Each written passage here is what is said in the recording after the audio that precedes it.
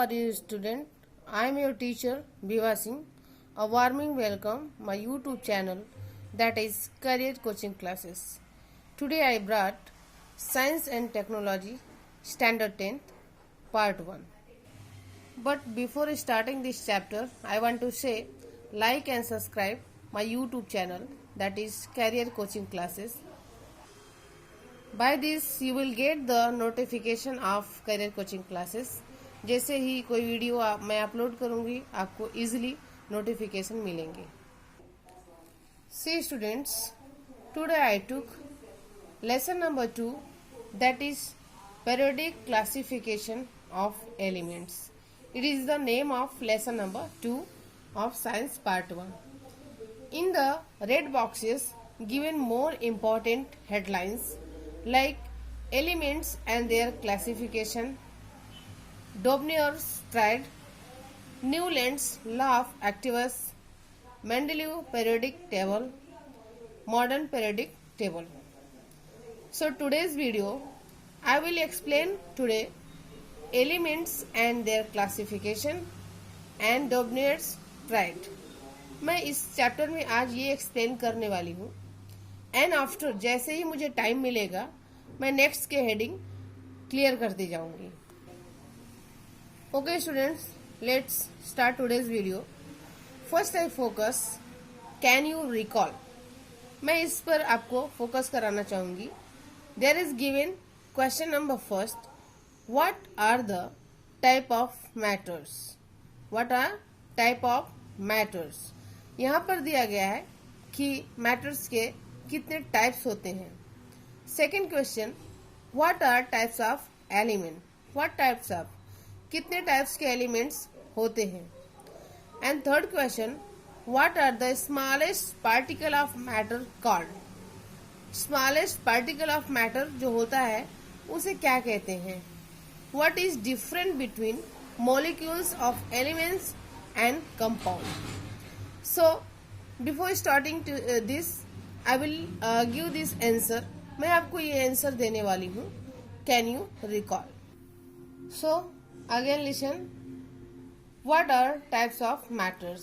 Matters कितने types के होते हैं, क्या होते हैं. इसके पहले हमने पढ़े थे कि 3 टाइप्स के मैटर होते हैं, स्टेजेस होते हैं. First solid, liquid, gas. Previous classes में हमने पढ़ा कि 3 टाइप्स के स्टेजेस होते हैं, solid, liquid and gas. These are the physical state. As we know, the other stage is plasma. इसके पहले आपने 3 स्टेजेस पढ़े थे, बट आपसे अगर कोई पूछे कि चौथा स्टेज क्या है तो आप क्या बोलेंगे, plasma. Plasma is the 4th stage. Now second, what are types of elements. Elements के क्या क्या टाइप्स हैं ये हम देखने वाले हैं.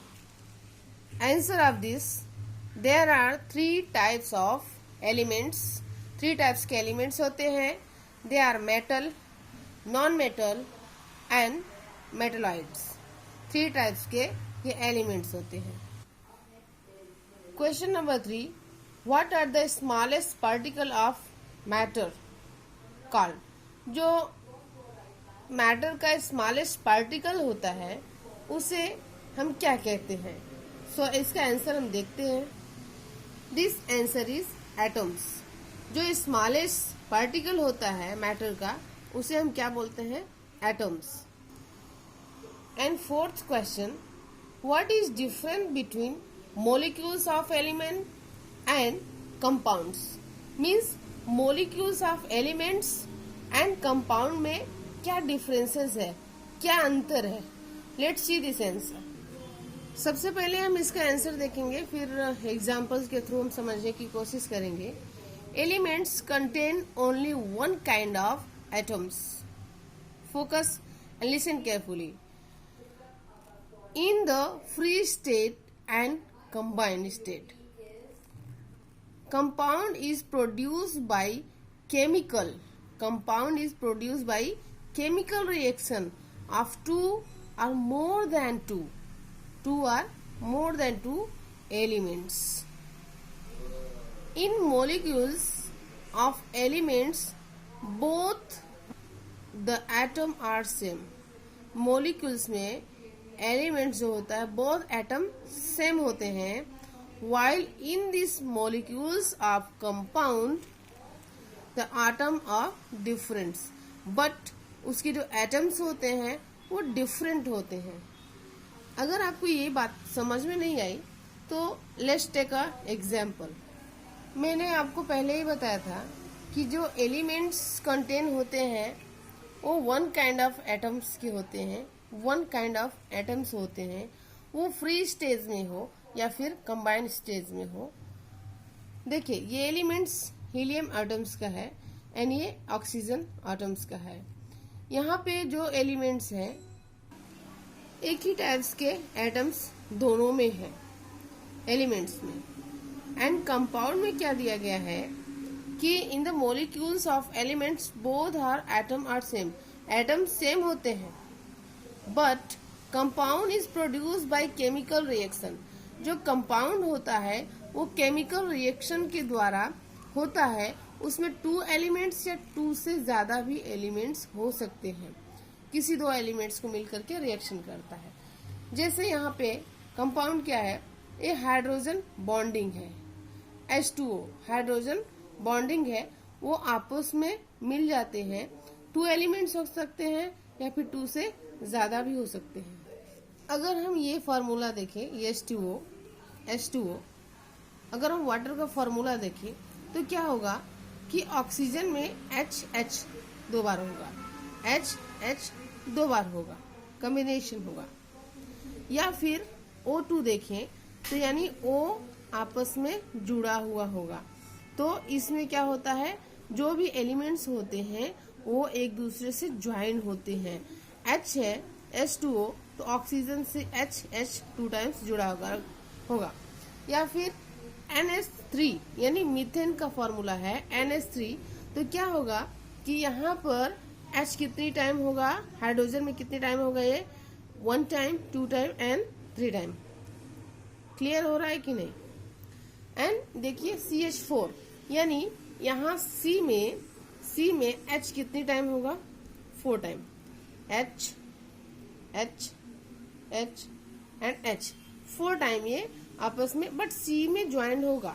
सो जो भी एलिमेंट्स होते हैं यानी एलिमेंट्स एटम सेम टाइप्स के होते हैं and compound atoms different type के होते हैं. अंडरस्टूड. एलिमेंट्स की जो एटम्स होते हैं वो सेम टाइप्स के होते हैं एंड कंपाउंड के जो एटम्स होते हैं वो डिफरेंट टाइप के होते हैं. थोड़ा सा ये क्लासिफिकेशन ऑफ एलिमेंट्स जो है इसको हम रीडिंग के द्वारा आपको अंडरस्टैंडिंग कराने वाले हैं. We have learn in the previous standard that all atoms and elements are only one types. यानी जो प्रीवियस स्टैंडर्ड में क्या होते हैं, एलिमेंट्स हमने अभी 1 टाइप्स के पढ़े थे but today's 118 are known as a scientific word. यानी अभी हमको टोटल 118 एलिमेंट्स हो गए. मीन्स जैसे जैसे एलिमेंट्स की खोज होती गई वैसे वैसे इन एलिमेंट्स की संख्या बढ़ती गई. And however around a year 1800 only about 30 elements. यानी 1800 ईयर्स अगो या सन में ये 30 एलिमेंट्स हमें पता थे या इतने एलिमेंट्स की ही डिस्कवरी हुई थी. More number of elements were discovered of course of time. यानी जैसे जैसे टाइम बीतता गया धीरे धीरे एलिमेंट्स की खोज होती गई और इसमें एलिमेंट्स में वो जुड़ते गए, उनकी क्वांटिटी उनकी संख्या बढ़ती गई. More and more information about the property these elements was gathered. यानी धीरे धीरे उस एलिमेंट्स के विषय में हमको उसके प्रॉपर्टी के विषय में धीरे धीरे नॉलेज होता गया, इंफॉर्मेशन होता गया और वो इसकी संख्या एलिमेंट्स की बढ़ती गई. To as the study such the larger number of elements scientist started studying. धीरे धीरे करके जैसे जैसे साइंटिस्ट बढ़े वैसे वैसे वो डिस्कवरी करने लगे और वो खोजने लगे. स्टार्ट यानी स्टडी उन्होंने चालू की और नए नए एलिमेंट्स की खोज होती गई और ये संख्या बढ़ती गई. The pattern if any in vast information about them you know that in the entire classification elements classified into the groups. यानी जैसे जैसे खोज होती गई और वो एलिमेंट्स की संख्या बढ़ती गई तो सारे को एक साथ पढ़ना पॉसिबल नहीं था। सो इसलिए क्लासिफिकेशन की जरूरत पड़ी। धीरे धीरे उनको ग्रुप में बांट दिया गया जिससे हम उसको आसानी से स्टडी कर सके और आसानी से उसको अपने माइंड में रख सके। मेटल्स एंड नॉन मेटल्स, यानी मेटल्स और नॉन मेटल्स के ग्रुप में उनको रख दिया गया। Later on another class elements called मेटलाइट, यानी पहले तो जो खोज हुए मेटल और नॉन मेटल के ग्रुप में रखे गए, बट फिर बाद में मेटलाइट की खोज हुई तो उसे नाम दिया गया मेटलाइट। was noticed as the knowledge about element and their property when increased, different scientists started trying out different method of classification। Means कहने का ये है कि जैसे जैसे साइंटिस्ट की संख्या बढ़ी वैसे वैसे उन्होंने खोज किया तो प्रॉपर्टी धीरे धीरे बढ़ने लगी, एलिमेंट्स बढ़ने लगे, उनके विषय में इंफॉर्मेशन देने लगे एंड जिन्होंने दिया सब अपने अपने हिसाब से उसको क्लासिफिकेशन दिए। यानी अगर मैंने बताया तो मैं मेरे हिसाब से बताऊंगी, दूसरे ने बताया तो वो उसका कुछ अलग क्लासिफिकेशन बताएगा। तो यही ये बात है कि मेथड ऑफ क्लासिफिकेशन, वो क्लासिफिकेशन के मेथड से हमें समझाने की कोशिश की है, जिसमें से पहले scientist Dobereiner's triad. In the year 1817, German scientist Dobner suggested that property of element are related their atomic masses। यानी जो 1817 में जो जर्मन के साइंटिस्ट हुए डेबनर, उन्होंने सजेस्ट किया कि जो भी एटॉमिक मास है वो एक दूसरे से रिलेटेड होते हैं, एक दूसरे से संबंध रखते हैं। He made a group 3 element, उन्होंने 3 एलिमेंट्स का एक ग्रुप बनाया हैविंग सिमिलर केमिकल प्रॉपर्टी, जिसकी केमिकल प्रॉपर्टी सेम होती है। यानी उन्होंने 3 एटम्स को लेकर के एक ग्रुप बनाया जिनकी केमिकल प्रॉपर्टी जो होती है वो सेम होती थी, उनको एक ग्रुप में रखा। कॉल देम ट्राइड, और उसे ट्राइड का नाम दिया। आई होप आपको समझ में आ रहा होगा कि मैं क्या कहना चाहती हूँ। अगर नहीं समझ में आ रहा है लेक्चर को ध्यान से सुनो एंड फाइनली आपको क्लियर हो जाएगा। He arrange 3 elements in the triad and increasing order atomic mass sub and that atomic mass or middle elements was approximately equal, mean the atomic masses other 2 elements। कहने का मतलब ये है उन्होंने 3 elements जो लिए थे और उनके जो एटॉमिक मास थे तो उन्होंने उसको इक्वल किया, जिसके इक्वल एटॉमिक मास होते थे उनको ले करके उन्होंने एडिशन किया और 2 से डिवाइड किया, तो डिवाइड करने पे जो आंसर आया वो बीच की प्रॉपर्टी या बीच के एलिमेंट्स का एटॉमिक पावर हो जाता था। However, all the known elements could not be classified into the Dobner's triad। फिर इस लाइन, ये लाइन बहुत इंपॉर्टेंट है। फाइनली मैं ये सॉल्व करने के बाद आपको इस लाइन का मतलब समझाऊंगी। Every students see page number 16 this table Dobner's triad। यानी यहाँ पर ट्राइड 3 एलिमेंट्स को इन्होंने लिया है, LiNa, यानी लिथियम एंड पोटेशियम और को लिया है। और उसके बाद क्या होगा कि फाइनली इनका जो एलिमेंट्स का हमें एटॉमिक मास नहीं पता है वो हमें पता होगा। कैसे, देखो यहाँ पे लिथियम का एटॉमिक पावर क्या है 6.9, ओके। एंड आपका Na नाइट्रोजन का एटॉमिक पावर क्या है, देखिए 20। फाइनली हमें किसका पता करना है, के का, पोटेशियम का। तो हमने क्या किया 6.9 प्लस क्या था हमारा, मीन्स फर्स्ट का एलिमेंट्स एंड लास्ट का element addition divide by 2, 6.9 and potassium का क्या है 3.9। इन दोनों को प्लस करेंगे प्लस करने पे जो आंसर आ रहा है 2 से डिवाइड कर देंगे तो 23 हो जाएगा। तो 23 किसका एटॉमिक पावर हो जाएगा? जो एलिमेंट्स का नहीं दिया था उसका एटॉमिक पावर हो जाएगा, एटॉमिक मास हो जाएगा। देन यहाँ पर दिया गया है, यहाँ पे फोकस कीजिएगा, लिथियम, सोडियम और पोटेशियम है। Na sodium, K potassium, CSrB यानी कैल्शियम, स्ट्रोडिनियम एंड बर्नियम। सो कैल्शियम का एटॉमिक मास क्या है? 40.1। देन ब्रोमियम का देखेंगे हम क्या है? 137.3। दोनों को हमने प्लस किया, प्लस करने के बाद जो आंसर आया 2 से डिवाइड किया तो आया 88.7। ये किसका हो गया? हमारा स्ट्रोडियम का हो गया। ओके, जो आंसर आया सेम सारा है कि ClBr यानी क्लोरीन का, ब्रोमाइन का एंड आयोडीन का। तो क्लोरीन का क्या है? 35.5 एंड आपका आयोडीन का क्या है? 126.9। दोनों को एडिशन किया, 2 से डिवाइड किया, फाइनली गेट आंसर। सपोज ऐसा भी हो सकता है कि 1-2 नंबर का यहाँ पे फर्क हो सकता है, डिफरेंसेस हो सकते हैं, बट उसके लगभग का रहेगा। सो it is clear, it is correct answer. Now मैं आपको ये लाइन बोली थी एक्सप्लेन करने के लिए। All the non elements could not be classified into the Dobereiner's tried.